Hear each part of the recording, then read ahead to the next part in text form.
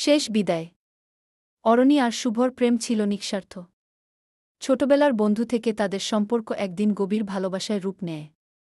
দুজনই স্বপ্ন দেখত একসঙ্গে সারা জীবন কাটানোর। কিন্তু জীবনের পথ তো সবসময় সহজ হয় না। একদিন শুভ জানতে পারল তার শরীরে গুরুতর অসুখ ধরা পড়েছে। চিকিৎসকেরা জানিয়েছিল তার সময় খুব কম। এই খবর অরণিকে জানাতে গিয়ে শুভ ভেঙে পড়ল। কিন্তু অরণি কান্না চেপে শক্ত হাতে শুভর হাত ধরল। সে বলল, আমরা যতদিন একসঙ্গে আছি ততদিনই আমাদের জন্য যথেষ্ট। অরণি প্রতিদিন শুভর পাশে থাকত। তার যত্ন নিত, তাকে হাসানোর চেষ্টা করত। কিন্তু শুভ ধীরে ধীরে আরও অসুস্থ হয়ে পড়ল। একদিন শুভ অরণির চোখে তাকিয়ে বলল, আমার সময় শেষ হয়ে আসছে। কিন্তু তোমার জীবনের প্রতিটা মুহূর্ত সুন্দর করে বাঁচবে, এই প্রতিশ্রুতি দাও। অরণি চোখের জল মুছে বলল, তোমার স্মৃতি নিয়েই